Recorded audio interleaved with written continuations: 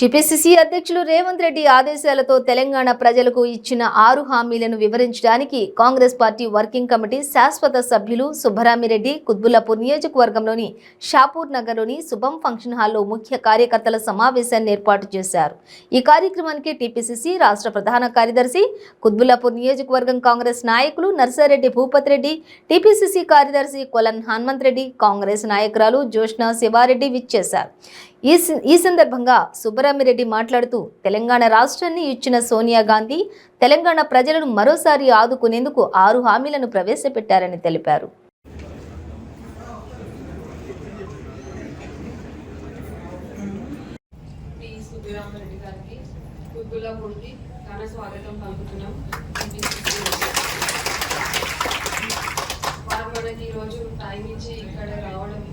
నిజంగా మనం కుత్బుల్లాపూర్ వాళ్ళు చేసుకున్న ఒక అదృష్టంగా భావించవచ్చు. ఎందుకంటే వాళ్ళు బిజీ షెడ్యూల్ నుంచి మనకి కాస్త సమయం కూడా మనకి చాలా వాల్యుబుల్.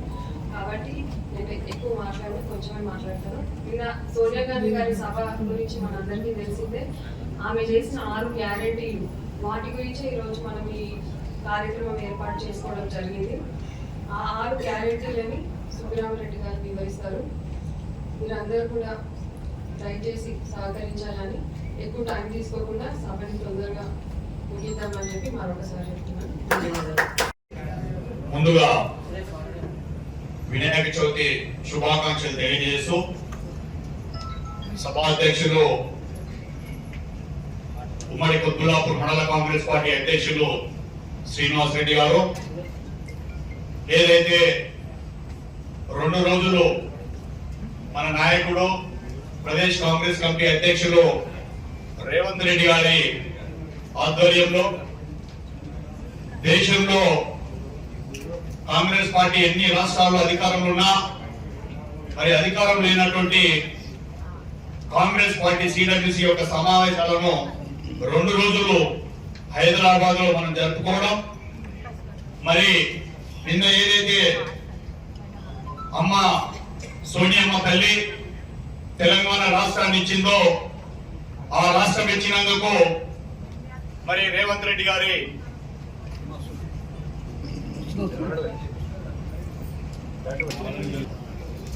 విజయభేరి సభ మరి తెలంగాణ రాష్ట్రం నుంచి వివిధ జిల్లాల నుంచి మన తల్లి సోనియా గాంధీ గారికి స్వాగతం పలకడానికి మన నాయకుడు రేవంత్ రెడ్డి గారు 10 లక్షల మందితోటి ఈ యొక్క సభను ఏర్పాటు చేస్తామని చెప్పి ధైర్యంగా మరి మారుమూల గ్రామాల నుంచి కూడా పెద్ద ఎత్తున కాంగ్రెస్ పార్టీ కార్యకర్తలు, నాయకులు అందరూ కూడా పాల్గొని మరి అమ్మ తెలంగాణ ఇచ్చిన తల్లి సోనియా గాంధీ రుణం తీర్చుకోవడానికి మరి ముఖ్యంగా నిన్నేదైతే 6 గ్యారంటీకి సంబంధించిన తెలంగాణకు సంబంధించి 6 గ్యారంటీ పథకాలు ఏవైతే తెలంగాణ ప్రజలకు అవసరం ఉన్నాయో అవినన్నిటి కూడా మరి నిన్న సిడబ్ల్యూసిలో అఖిల భారత కాంగ్రెస్ కమిటీ మరి పెద్దలు ప్రతి నియోజకవర్గానికి 119 నియోజకవర్గాలకు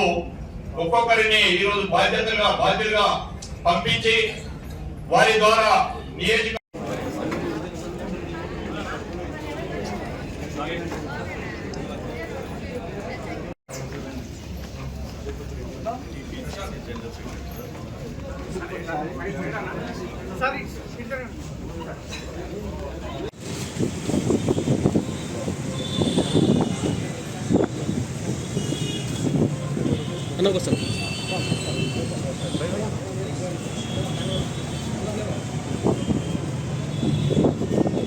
ఇప్పుడు ఓకే నువ్వు ఫైట్ చేసావు, నీకు తెలంగాణ వచ్చింది.